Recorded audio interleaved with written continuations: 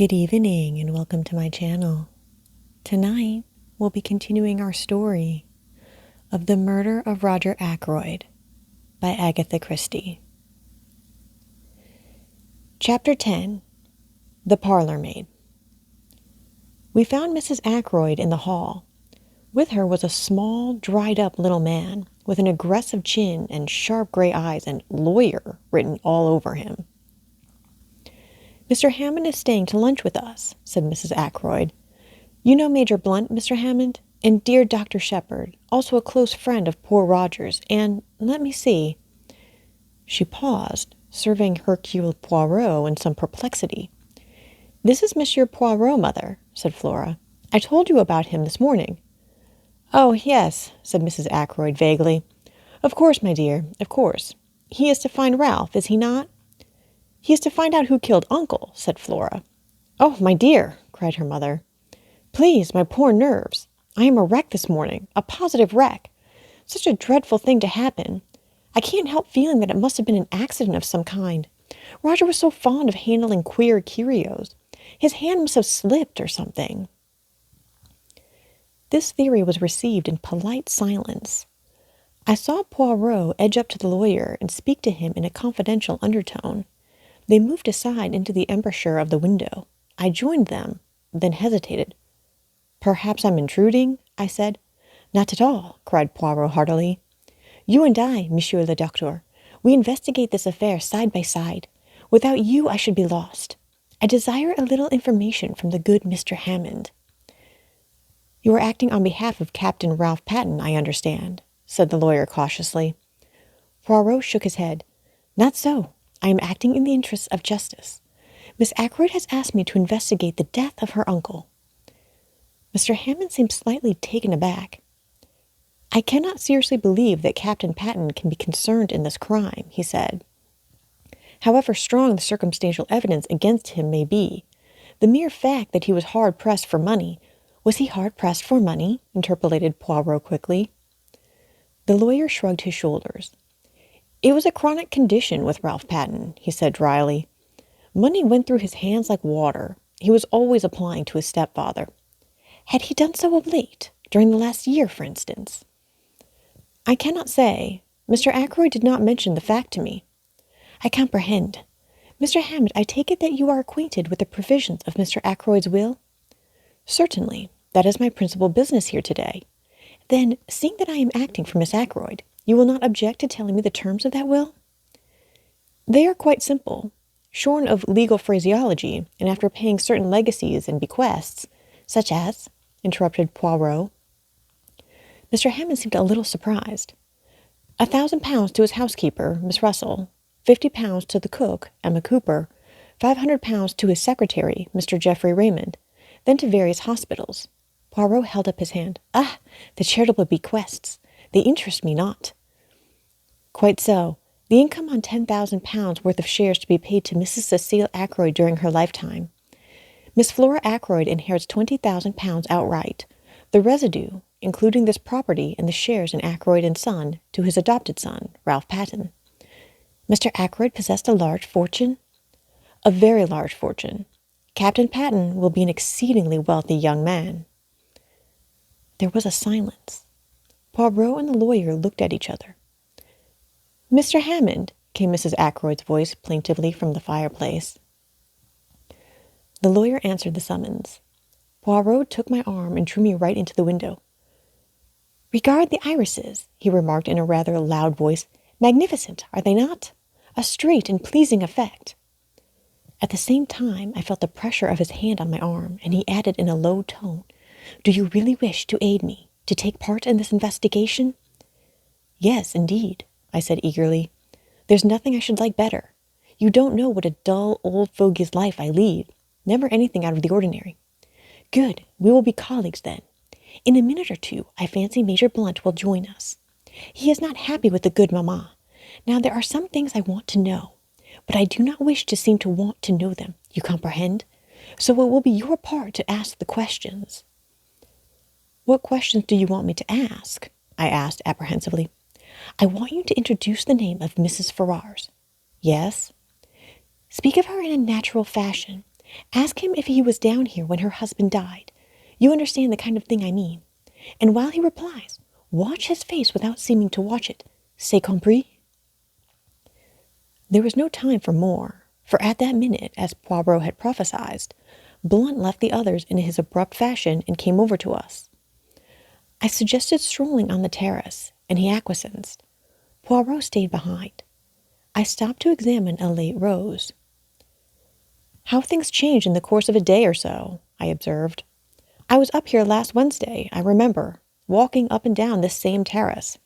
Ackroyd was with me, full of spirits, and now, 3 days later, Ackroyd's dead, poor fellow. Mrs. Ferrars, dead.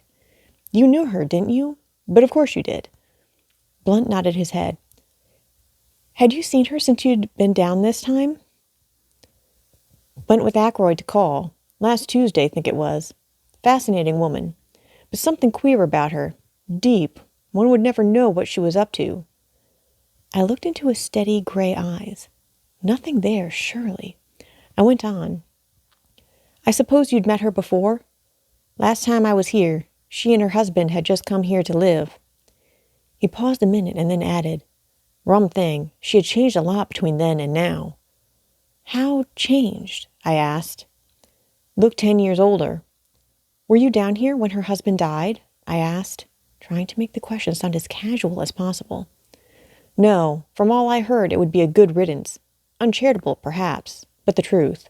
I agreed. "Ashley Ferrars was by no means a pattern husband," I said cautiously. "Blackguard, I thought," said Blunt. "No," I said, "only a man with more money than was good for him. Oh, money! All the troubles in the world can be put down to money, or the lack of it." "Which has been your particular trouble?" I asked. "I've enough for what I want. I'm one of the lucky ones. Indeed. I'm not too flush just now, as a matter of fact. Came into a legacy a year ago, and like a fool let myself be persuaded into putting it into some wildcat scheme." I sympathized and narrated my own similar trouble. Then the gong pealed out, and we all went in to lunch. Poirot drew me back a little. Bien?" "He's all right," I said. "I'm sure of it." "Nothing disturbing?" "He had a legacy just a year ago," I said. "But why not? Why shouldn't he? I'll swear the man is perfectly square and above board." Without doubt," said Poirot soothingly. "Do not upset yourself." He spoke as though to a fractious child. We all trooped into the dining room. It seemed incredible that less than 24 hours had passed since I last sat at that table. Afterwards, Mrs. Ackroyd took me aside and sat down with me on a sofa. "I can't help feeling a little hurt," she murmured, producing a handkerchief of the kind obviously not meant to be cried into. "Hurt, I mean, by Roger's lack of confidence in me. That £20,000 ought to have been left to me, not to Flora.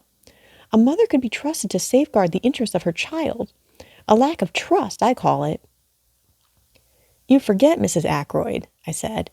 "Flora was Ackroyd's own niece, a blood relation. It would have been different had you been his sister instead of his sister-in-law." "As poor Cecile's widow, I think my feelings ought to have been considered," said the lady, touching her eyelashes gingerly with the handkerchief. "But Roger was always most peculiar, not to say mean, about money matters. It has been a most difficult position for both Flora and myself. He did not even give the poor child an allowance. He would pay her bills, you know, and even that with a good deal of reluctance, and asking what she wanted all those fal-lals for, so like a man. But now I've forgotten what it was I was going to say. Oh, yes, not a penny we could call our own, you know. Flora resented it. Yes, I must say she resented it, very strongly. Though devoted to her uncle, of course. But any girl would have resented it. Yes, I must say Roger had very strange ideas about money. He wouldn't even buy new face towels, though I told him the old ones were in holes. And then," proceeded Mrs. Ackroyd, with a sudden leap highly characteristic of her conversation, "to leave all that money, £1,000, fancy, £1,000, to that woman." "What woman?" "That Russell woman. Something very queer about her, and so I've always said. But Roger wouldn't hear a word against her. Said she was a woman of great force of character, and that he admired and respected her. He was always going on about her rectitude and independence and moral worth. I think there's something fishy about her. She was certainly doing her best to marry Roger, But I soon put a stop to that. She's always hated me. Naturally, I saw through her. I began to wonder if there was any chance of stemming Mrs. Ackroyd's eloquence and getting away. Mr. Hammond provided the necessary diversion by coming up to say goodbye. I seized my chance and rose also. About the inquest, I said. Where would you prefer it to be held, here or at the Three Boars? Mrs. Ackroyd stared at me with a dropped jaw. The inquest? She asked, the picture of consternation. But surely there won't have to be an inquest. Mr. Hammond gave a dry little cough and murmured, inevitable, under the circumstances, in two short little barks. But surely Dr. Shepherd can arrange. There are limits to my powers of arrangement, I said dryly. If his death was an accident, he was murdered, Mrs. Ackroyd, I said brutally. She gave a little cry. No theory of accident will hold water for a minute. Mrs. Ackroyd looked at me in distress. I had no patience with what I thought was her silly fear of unpleasantness. If there's an inquest, I shan't have to answer questions and all that, shall I? She asked. I don't know what will be necessary, I answered. I imagine Mr. Raymond will take the brunt of it off you. He knows all the circumstances and can give formal evidence of identification. The lawyer assented with a little bow. I really don't think there's anything to dread, Mrs. Ackroyd, he said. You will be spared all unpleasantness. Now, as to the question of money, have you all you need for the present? I mean, he added as she looked at him inquiringly. Ready money, cash, you know. If not, I can arrange to let you have whatever you require. That ought to be all right, said Raymond, who was standing by. Mr. Ackroyd cashed a check for £100 yesterday. £100? Yes, for wages and other expenses due today. At the moment it is still intact. Where is this money? In his desk? No, he always kept his cash in his bedroom. In an old collar box, to be accurate. Funny idea, wasn't it? I think, said the lawyer, we ought to make sure the money is there before I leave. Certainly, agreed the secretary. I'll take you up now. Oh, I forgot. The door's locked. Inquiry from Parker elicited the information that Inspector Raglan was in the housekeeper's room asking a few supplementary questions. A few minutes later, the inspector joined the party in the hall, bringing the key with him. He unlocked the door, and we passed into the lobby and up the small staircase. At the top of the stairs, the door into Ackroyd's bedroom stood open. Inside the room it was dark, the curtains were drawn, and the bed was turned down, just as it had been last night. The inspector drew the curtains, letting in the sunlight, and Geoffrey Raymond went to the top drawer of a rosewood bureau. He kept his money like that, in an unlocked drawer. Just fancy, commented the inspector. The secretary flushed a little. Mr. Ackroyd had perfect faith in the honesty of all the servants, he said hotly. Oh, quite so, said the inspector hastily. Raymond opened the drawer, took out a round leather collar box from the back of it, and opening it, drew out a thick wallet. Here's the money, he said, taking out a fat roll of notes. You will find the 100 intact, I know, for Mr. Ackroyd put it in the collar box in my presence last night when he was dressing for dinner, and of course it has not been touched since. Mr. Hammond took the roll from him and counted it. He looked up sharply. £100, you said, but there is only 60 here. Raymond stared at him. Impossible, he cried, springing forward. Taking the notes from the other's hand, he counted them aloud. Mr. Hammond had been right. The total amounted to £60. But I can't understand it, cried the secretary, bewildered. Poirot asked a question.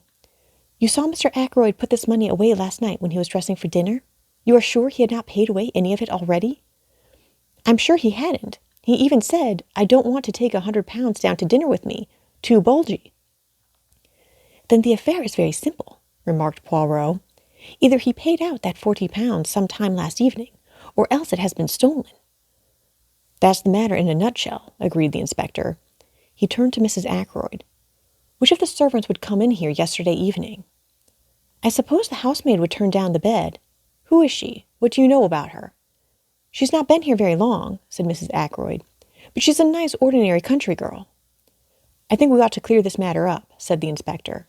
If Mr. Ackroyd paid that money away himself, it may have a bearing on the mystery of the crime. The other servants all right, as far as you know? Oh, I think so. Not missed anything before? No. None of them leaving or anything like that? The parlor maid is leaving. When? She gave notice yesterday, I believe. To you? Oh, no. I have nothing to do with the servants. Miss Russell attends to the household matters. The inspector remained lost in thought for a minute or two. Then he nodded his head and remarked, "I think I'd better have a word with Miss Russell, and I'll see the girl Dale as well." Poirot and I accompanied him to the housekeeper's room. Miss Russell received us with her usual sang-froid. Elsie Dale had been at Fernley 5 months. A nice girl, quick at her duties, and most respectable. Good references.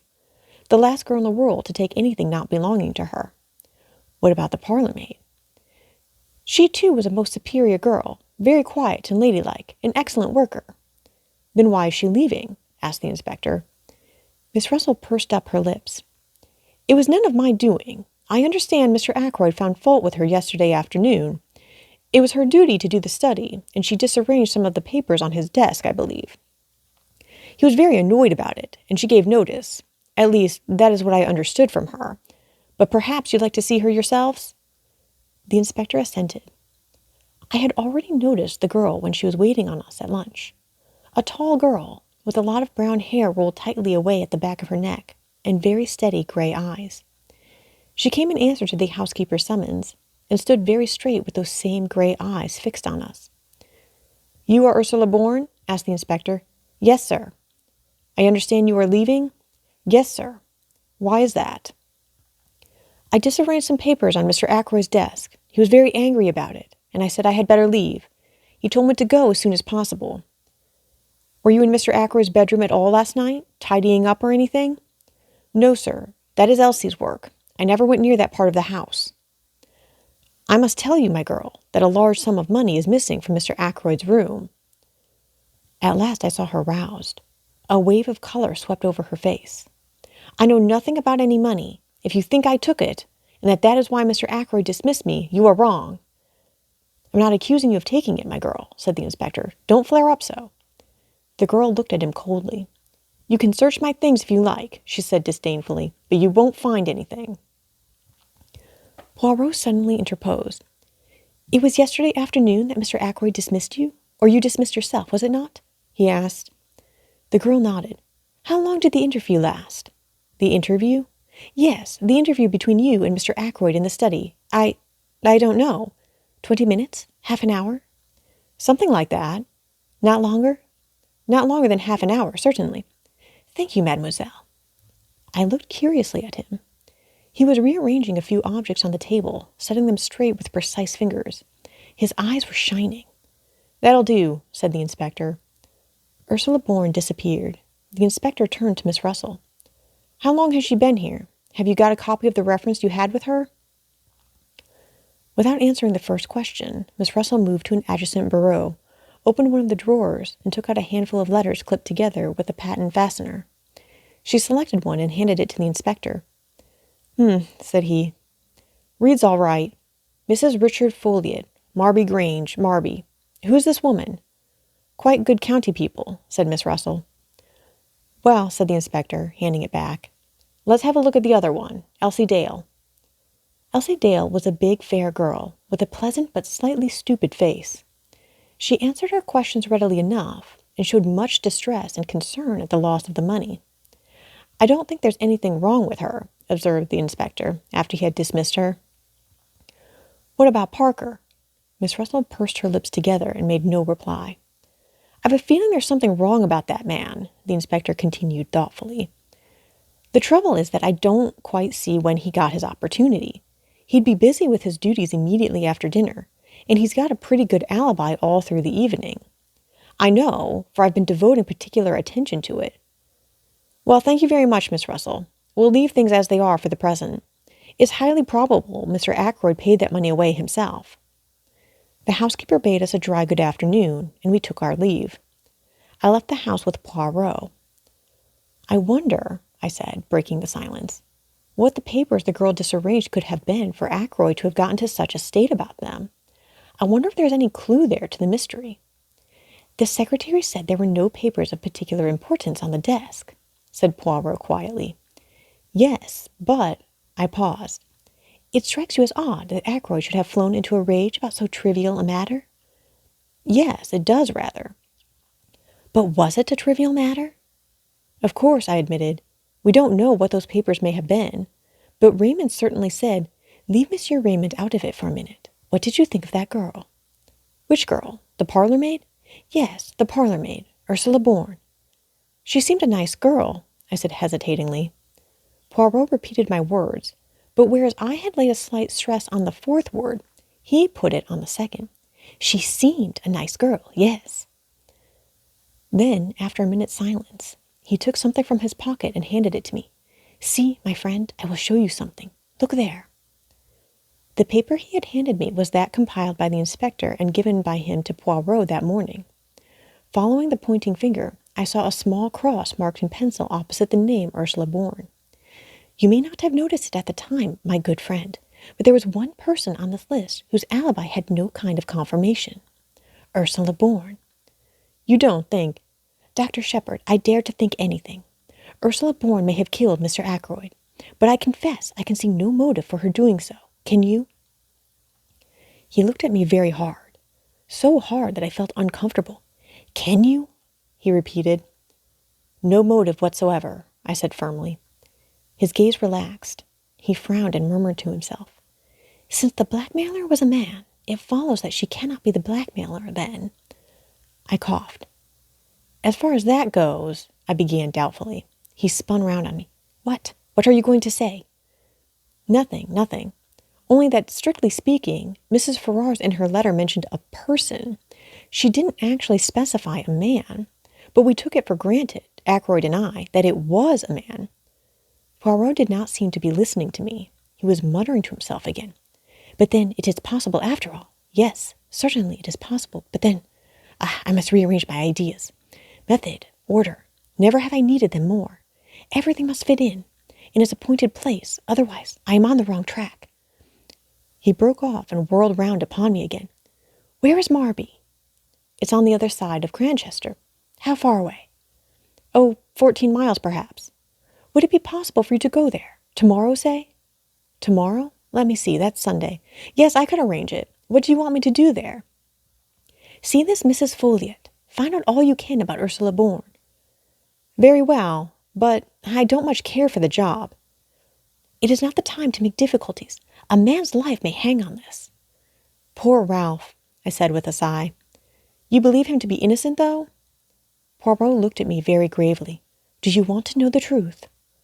Of course. Then you shall have it. My friend, everything points to the assumption that he is guilty. What? I exclaimed. Poirot nodded. Yes, that stupid inspector, for he is stupid, has everything pointing his way. I seek for the truth, and the truth leads me every time to Ralph Patten. Motive, opportunity, means. But I will leave no stone unturned. I promised Mademoiselle Flora, and she was very sure, that little one, but very sure indeed. Thus ends Chapter 10 of The Murder of Roger Ackroyd by Agatha Christie.